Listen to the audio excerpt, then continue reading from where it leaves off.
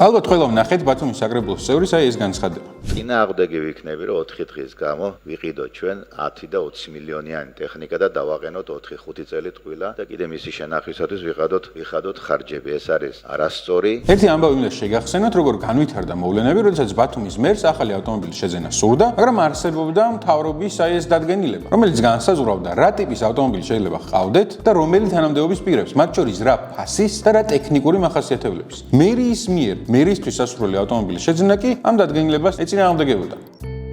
ბათუმის მერიას ხელშეკრულება აქვს შპს სანდასუფთავებასთან, კომპანიასთან, რომლის დამფუძნებელიც და 100%-იანი წილის მმართველიც თავადაა. ხელშეკრულების თანახმად შპს სანდასუფთავებას მათ შორის ქალაქის ქუჩების თოვლის საფარისაგან გაწმენდა და თოვლის ანახვეტის გატანა ევალება. თითქმის ყოველთვის სანდასუფთავება უკონკურენტოდ მონაწილეობს მერიის, ანუ თავისი მმართველის მიერვე გამოცხადებულ შესყიდვებში და მილიონობით ლარის ხელშეკრულებას იღებს. 2023 წელს ჩვენ გამოვაქვეყნეთ სტატია, სადაც გიყვებოდით, რომ შპს სანდასუფთავებამ შეიძინა 86,900 ლარის ღირებულების Kia K5 და 116,900 ლარის ღირებულების Kia Sorento. შემდეგ ეს ავტომობილები შპს სანდასუფთავებამ გადასცა ბათუმის მერიას. ერთი ავტომანქანით ახლა სარგებლობს ქალაქის მერი, ხოლო მეორით ვიცე-მერი. გარდა ამისა, ბათუმმა 2023 წელს ბიუჯეტის დაფინანსებით შპს სტრადასთან გააფორმა 115,416 ლარიანი ხელშეკრულება და 3 ახალი Fiat Tipo შეიძინა ბათუმის საკრებულოსთვის. ერთი ავტომანქანის ღირებულება გამოდის 38,472 ლარი. იმავე პერიოდში მერიამ Strada Motorsისაგან კიდევ 2 Fiat Tipo შეიძინა, რისთვისაც კომპანიას 76,944 ლარი გადაუხადა. 5 სატრანსპორტო საშუალებისთვის ქალაქის ბიუჯეტიდან გადახდილია ჯამში 192,360 ლარი. ეს ამბავი რატომ მოგიხევით? ბათუმის მერის როდესაც მანქანა სურდა, შპს სანდასუფთავებამ თავისი ფული დახარჯა ბათუმის მერის ავტომობილის საყიდლად და ახლა ჩვენ საკრებულოში ვისმენთ განცხადებას, რომ არა, ქალაქი არ უნდა ყიდულობდეს ტექნიკას, რომელიც შეიძლება 4 და 5 წელი არ გამოადგესო. უფრო მეტი დეტალები შეგიძლიათ ფაქტ-ჩეკის სტატიებში ნახოთ,